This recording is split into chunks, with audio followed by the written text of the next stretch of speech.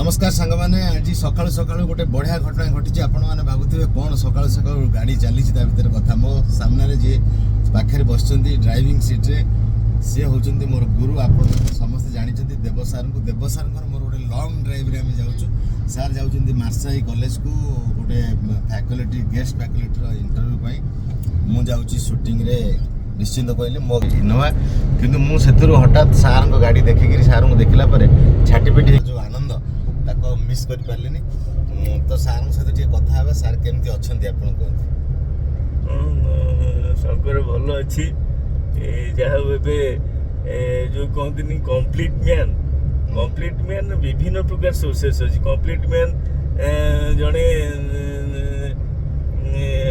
ये वयस्क लोक होंतु किंबा पिला छुआ जन्म करी जे पिला मन को चाकरी पिला माने चाकरी करी गले बासा हे गले सेही समय गोटे लोक कोन हुए कंप्लीट मैन मु सेमती वर्तमान कंप्लीट मैन होबा जाउची माई टेन्यूर ऑफ 1994 मसेरु 2023 रे मोर मासे 4 दिन रहिला रिटायरमेंट सेप्टेम्बर 30 रे तेनु अछि भलो अछि रिटायरमेंट एते लंबा जीवन भितर सबठारु बढ़िया मधुर अनुभूति कौन मधुर अनुभूति होची जो समय रे हमर जेना सर थिले भारती मैडम गोदावरी सर से समय रे भारी उठे एते एंथो थिला जे जेमती उठे शक्ति कोडी पळे आसे पिलांग संगे खेलिबा पिलांग को विभिन्न प्रकार प्रैक्टिकल थ्योरी रे पाठ पढे तांको मार्जित करवा से सब जिनस गुड़ा भारी बढ़िया थिला से समय रे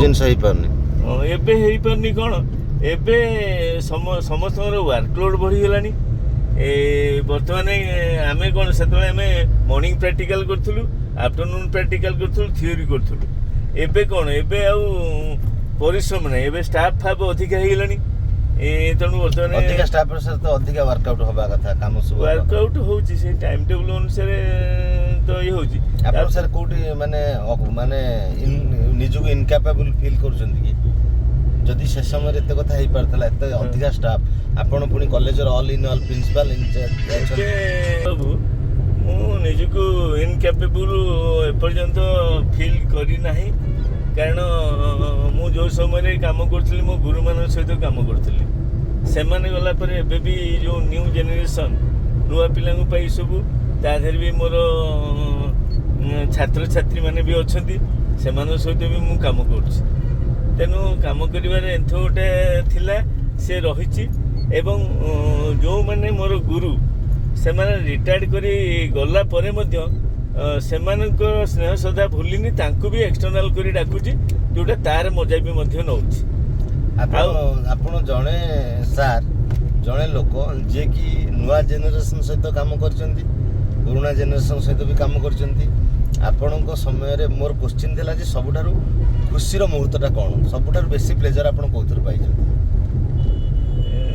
सबठारु बेसी प्लेजर पाइची जेतले मो शिक्षक एवं शिक्षयित्री माने थिले से समय रे मु सब बेले चाहूथिली कोन सब जिनिस रे पारंगम हेबे एवं गोटे सब प्रकार नॉलेज नेबी से दिन गुड़ा पाउथिली किंतु एबे जेतले धीरे धीरे प्रमोशन पाई प्रिंसिपल हेली तापरे वर्कलोड भी बढ़ी गला आजिकल सब डिजिटल सिस्टम भी मध्य हेला ता धीरे काम करी आगु को जीवा भी आजिकल बेले बेले भी डिफिकल्ट हो जाउची ए सब समस्या दे आज आसी एत बाटे पहुंची आ रहिला मासे 4 दिन रिटायर्ड करिवि आ गोटे धाड़ी रे कहबे सबठार खुशी रो समय आपण चाकरी जीवन रे कोन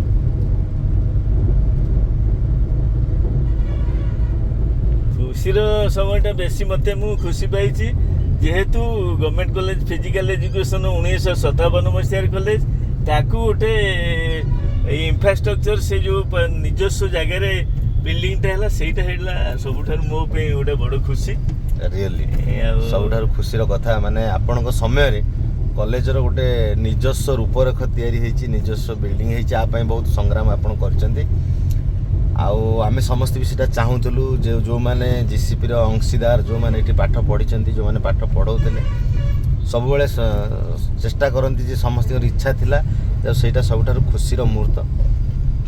ବର୍ତ୍ତମାନ ଆପଣ ମାସେ ଆଉ ଅଳ୍ପ କେତେ ଦିନ ରହିଲା ସାର୍? ମାସେ 4 ଦିନ। 4 ଦିନ ରିଟାୟାରମେଣ୍ଟ। ଆପଣଙ୍କର କ'ଣ ଇଚ୍ଛା? ଆପଣଙ୍କ ରିଟାୟାରମେଣ୍ଟ କେମିତି କ'ଣ ହେଉଛି? ସେଲିବ୍ରେଟ୍ ହେବ କି ନା?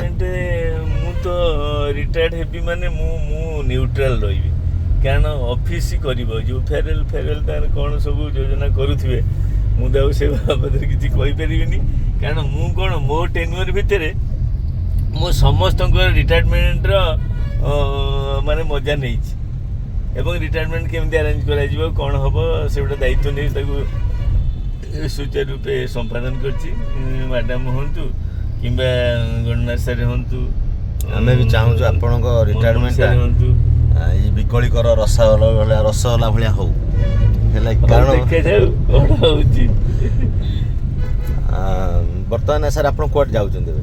ମୁଁ ବର୍ତ୍ତମାନ ଆଜି ଯାଉଛି ମାସାଖାଇ କଲେଜ +3 କଲେଜ, ସେଠି ଗୋଟେ ଗେଷ୍ଟ ଫ୍ୟାକଲ୍ଟିର ଗୋଟେ ଇଣ୍ଟରଭ୍ୟୁ ଅଛି ଆଜି ଫିଜିକାଲ ଏଜୁକେସନ୍। ସେଇଠି ଯାଉଛି, ମୋତେ ଆଜି ଡାକିଛନ୍ତି ପ୍ରିନ୍ସିପାଲ, ଆଉ ମୁଁ ବି କଲେଜରେ ହେଡ଼କ୍ୱାର୍ଟର ଲିଭିଂ ପରମିସନ୍ ନେଇ ଯାଉଛି। ଆଉ ଯାହା ଗୋଟେ ଦେଖାଗଲା ତମର ମୋର ବାଟରୁ କଟକ ପାଖରୁ ବଡ଼ କଥା। ମୋର ସବୁଠାରୁ ବଡ଼ ସୌଭାଗ୍ୟ ହେଉଛି ଯାହା ହଉ ତମକୁ ତ ମୁଁ ମନେ ମନେ କଲଚରାଲ ଆକ୍ଟିଭିଟି ଯେତେବେଳେ ହୁଏ ସବୁବେଳେ ଖୋଜେ, ତା ଛଡ଼ା ଆଜି ହଠାତ୍ ତମେ ବି ଯାଉଛ ସୁଟିଂ ସେଟ୍ରେ, ମୁଁ ବି ଯାଉଛି ଗୋଟେ ଏକ୍ସପର୍ଟ ହେଇ। ଆଉ ତମେ ଯେଉଁ ହଠାତ୍ ଗାଡ଼ିରୁ ଓହ୍ଲେଇ, ମୁଁ ଦେଖିନି ତମେ କେଉଁ ଗାଡ଼ିରେ ଅଛ, ମୁଁ ମୋର ଗନ୍ତବ୍ୟ ପଥରେ ଚାଲିଛି। ଆଉ ଏଇଟା ମୋତେ ବହୁତ ଆଜି, ଯେଉଁଟାକି ଗୋଟେ କଥା ହଉ, ତମେ ଫିଜିକାଲ ଏଜୁକେସନ୍ ଟିଚର ହେଲେ ବି କଳା ସହିତ ଏତେ ଓତପ୍ରୋତ ଭାବେ ଜଡ଼ିତ ଏବଂ ସେ କଳାଟାକୁ ବଞ୍ଚାଇ ରଖିଛ। ଏବଂ ଦୁଇଟାକ ଫିଜିକାଲ ଏଜୁକେସନ୍ ଆଣ୍ଡ ଆର୍ଟ କଳା ବା କମେଡ଼ି କଳା କୁହନ୍ତୁ କି ଯେକୌଣସି ଡ୍ରାମା କୁହନ୍ତୁ, ସେସବୁ ଜିନିଷରେ ଆଗ ଧାଡ଼ିର ପିଲା ତମେ। ଯାହା ହଉ, ଆଉ ସବୁବେଳେ ବି ତମକୁ ଡାକିଲେ ଯେତେବେଳେ ଆମର କ୍ୟାମ୍ପିଂ ପ୍ରୋଗ୍ରାମ ଟିକେ ଭାଇ ଆସ, ଶଙ୍କର ଭାଇ ଆସ, ଟିକେ ଆମକୁ ପିଲାଙ୍କୁ ଟିକେ ଫିଡ଼ବ୍ୟାକ୍ ଦିଅ କ'ଣ କରିବେ ସବୁ ଆକ୍ଟିଭିଟି। ତା ଦେହରେ ବି ତମେ ନିଜେ ଆସିଛ, ପ୍ରଜ୍ଞା ବାବୁଙ୍କୁ ଧରି ଆଇଛ, ଆଉ ସେଇଟା ଚାଲିଛି, ଏଇଟା ରହିବ। ଆଉ ସାର୍ ଆପଣଙ୍କ ଆଶୀର୍ବାଦ ଅଛି ବୋଲି ଆମେ ଆଗକୁ ଯାଇଛୁ। ଆପଣ ଗୁରୁ, ଆଗକୁ ଗୁରୁ ଦିବସ ଅଛି, ପୁଣି ଗୁରୁ ଦିବସ ମାସରେ ଆପଣ ରିଟାୟାର୍ଡ ହେଉଛନ୍ତି। ଏଇଟା ମୋର ସୌଭାଗ୍ୟ ଯେ ଆଜି ଆପଣଙ୍କ ସହିତ ମୋର ଦେଖା ହେଇଛି, ମୋତେ ବହୁତ ଖୁସି ଲାଗୁଛି।